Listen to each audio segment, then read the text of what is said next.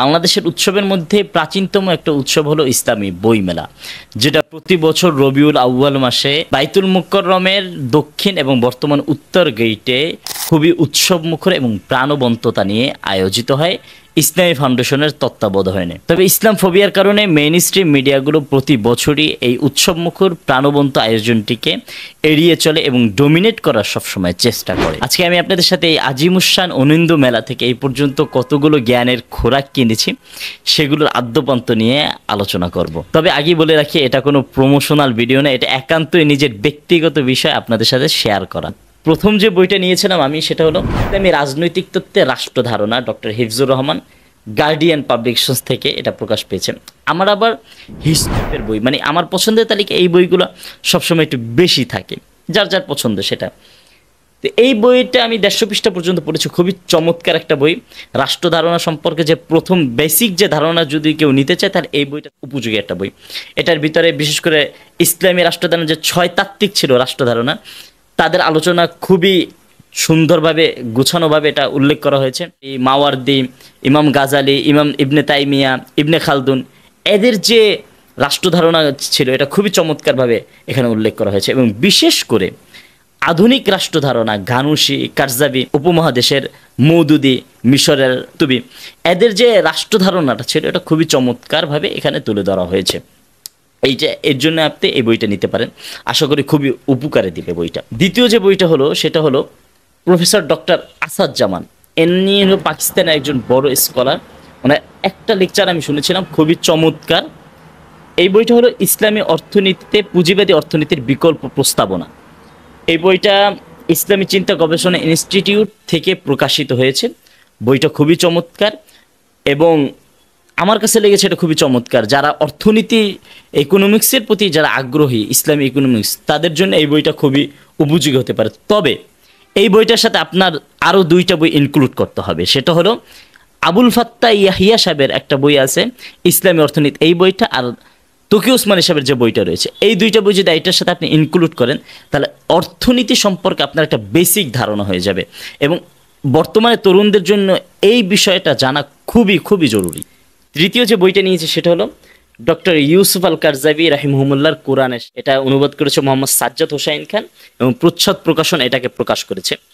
এই বইটা এতটা চমৎকার, এই বইয়ের ভিতরে যেমন কোরআনের প্রতি আমাদের দায়বদ্ধতাটা কী এবং কোরআনের প্রতি আমাদের যে দায়িত্ব কর্তব্য, দৈনন্দিন জীবনে কোরআনের যে চর্চাটা, কোরআন মুখস্থ করা সহজ, কোরআন বোঝা সহজ, এই বিষয় নিয়ে হুজুর চমৎকার চমৎকার দিক নির্দেশনা দিয়েছেন।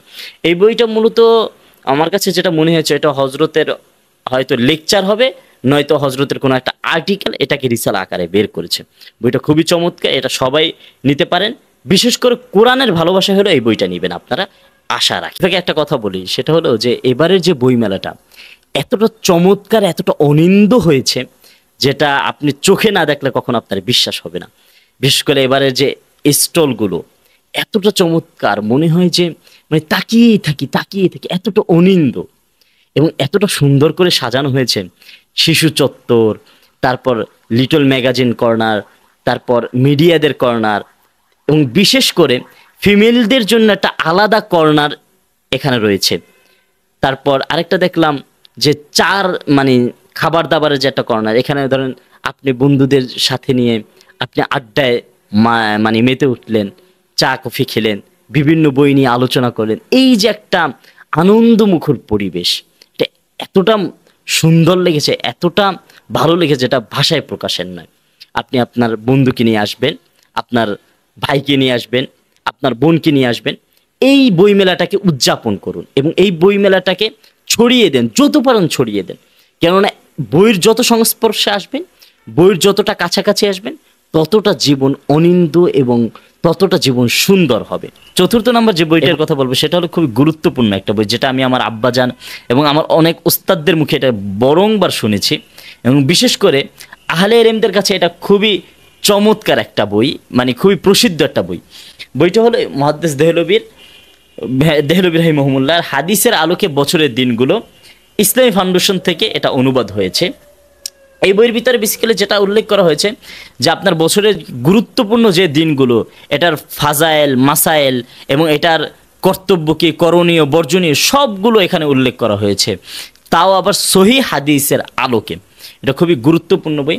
আর আহলে ইলমদের কাছে এটা খুবই প্রসিদ্ধ একটা বই। এইটা হলো সেই বইয়ের অনুবাদ, যে সেই বইটা হলো মা সাবাতা মিনাস সুন্নাতি ফি আইয়ামিস সানা। ওই বইয়ের অনুবাদটা হলো হাদিসের আলোকে বছরের দিনগুলো। যারা এই বিষয়ে জানতে আগ্রহী তারা এই বইটা আপনারা নিতে পারেন। এই বইটা আমার থেকে, মানে এটা আমি সাজেস্ট করলাম। আর পঞ্চম যে বইটা হলো সেটা হলো ডক্টর আলী মোহাম্মদ সাল্লাবির। বইটা হলো দ্য গ্রেট লাস্ট খলিফা সুলতান মোহাম্মদ আব্দুল হামিদ। এই বইটা আমি মনে করি যারা ইতিহাস, মানে হিস্টোরি লাভার যারা, এবং ইসলামী ইতিহাস, আসলে ইতিহাস ছাড়া আমরা কখনো আমাদের শিকড়ে পৌঁছতে পারবো না। ইতিহাস ছাড়া কোনো জাতি তার মূলে যেতে পারেনি। সো ইতিহাস আমাদেরকে লাগবে, ইতিহাস আমাদেরকে স্মরণ করা, অতীতে কী ছিলাম, এবং ইতিহাস আমাদের ভবিষ্যতে আমরা কি করব এবং ভবিষ্যতে আমার কর্মপন্থা কি হবে, এগুলো ইতিহাস আমাদেরকে নির্ধারণ। এই বইটা খুবই চমৎকার একটা বই। লাস্ট যে খলিফা ছিল উসমানী সালতানাতের, তার জীবনী নিয়ে এটা আলোচনা করা হয়েছে। এই বইটার একটা জিনিস আপনাদের সাথে শেয়ার করব, যে বইটা এটা আমাকে খুবই মানে বিস্মিত করেছে, যে আমাদের খলিফারা, আমাদের নেতারা কেমন ছিল। তারা একটা ইঞ্চি পরিমাণ মাটি কখনো কোনো কাফের মুশরিকদের হাতে ছেড়ে দেয়নি। সেই ব্যাপারটা আমি আপনাদের সামনে তুলে ধরছি। এখানে লেখা হয়েছে যে 1896 খ্রিস্টাব্দে ইহুদি নেতা থিওডর ইহুদিদের জন্য স্বাধীন আবাসভূমি প্রতিষ্ঠায় ফিলিস্তিনের দাবি নিয়ে খলিফা আব্দুল হামিদের সাথে দেখা করেন এবং এর বিনিময়ে কোটি কোটি টাকা অফার করেন। খলিফা স্পষ্ট ভাষায় তাকে জানিয়ে দেন, ফিলিস্তিন পবিত্র ভূমির এক মুষ্টি মাটিও আমি ইহুদিদের দিতে পারবো না, কারণ এটির মালিক আমি নই। ফিলিস্তিনে পুরো মুসলিম উম্মাহর মালিকানা রয়েছে, তথা ফিলিস্তিনে পুরো মুসলিম উম্মাহর মালিকানা রয়েছে। এই ভূমির পবিত্র রক্ষায় আমার পূর্বপুরুষরা আজীবন লড়েছেন, নিজেদের রক্ত সিঞ্চিত করে পবিত্র ভূমির মর্যাদা রক্ষা করেছেন। ইহুদিদের কোটি কোটি ধন সম্পদ তাদের কাছেই রাখুক, যখন আমার সাম্রাজ্য ভেঙে টুকরো টুকরো হবে সেদিন ফিলিস্তিন কোনো বিনিময় ছাড়াই তারা পেয়ে যাবে। কিন্তু খেলাফত ভেঙে টুকরো টুকরো করার আগে আমি আব্দুল হামিদের দেহ অঙ্গ প্রত্যঙ্গ ছিন্ন বিচ্ছিন্ন করতে হবে। যতই চেষ্টা করো আব্দুল হামিদ বেঁচে থাকতে ফিলিস্তিনের এক মুষ্টি মাটিও ইহুদিরা নিতে পারবে না বা আমি দিব না। সবচেয়ে দামি এবং গুরুত্বপূর্ণ একটা বই, সেটা হলো সমকালীন বিশ্বে রাসূল সাল্লাল্লাহু আলাইহি ওয়াসাল্লামের জীবনী তথা বর্তমান বিশ্বের পরিস্থিতির সাথে রাসূল সাল্লাল্লাহু আলাইহি ওয়াসাল্লামের জীবনীটাকে উনি প্রেজেন্টেশন করেছেন। সালেহ আহমদ শামী মাকতাবাতুল হিজাজ থেকে এটা প্রকাশ পেয়েছে। এই বইটা আমরা তো জানি যে রাসূল সাল্লাল্লাহু আলাইহি ওয়াসাল্লামের জীবনী তো অনেক রয়েছে, যেমন সিরাতে মুস্তাফা, নবী রহমত, তবে এবং অনেক অনেক বই রয়েছে রাসূল সাল্লাল্লাহু আলাইহি ওয়াসাল্লাম কদিম যুগের, তো আরও অনেক বই রয়েছে, বড় বড় ইতিহাস গ্রন্থ, সিরাতে ইবনে ইসহাক, ইবনে কাসির, আরও যত বই রয়েছে। তবে এই বইটা হলো রাসূল সাল্লাল্লাহু আলাইহি ওয়াসাল্লামের গোটা জীবনীটাকে উনি কিছু একদম সুন্দর সুন্দর পরিচ্ছেদ আকারে সাজিয়েছে। যেমন রাসূল সাল্লাল্লাহু আলাইহি ওয়াসাল্লাম নসবনামা, সন্তানাদি, একজন পিতা হিসেবে রাসূল সাল্লাল্লাহু আলাইহি ওয়াসাল্লাম যেমন ছিলেন, রাসূল সাল্লাল্লাহু পবিত্র সহধর্মিণীগণ, আদর্শ স্বামী হিসেবে রাসূল সাল্লাল্লাহু আলাইহি ওয়াসাল্লাম যেমন ছিলেন, এবং রাসূল সাল্লাল্লাহু চাচা, ফুফু, দুধ বোন, রাসূলের পরিবারবর্গ, রাসূলের খেদমত গার, পাহারাদার, অন্যান্যরা, এরকম ডিটেলসে উনি পরিচ্ছেদ আকারে খুবই চমৎকারভাবে সাজিয়েছেন, যার জন্য আমাদের পড়তে খুবই সুবিধা হবে।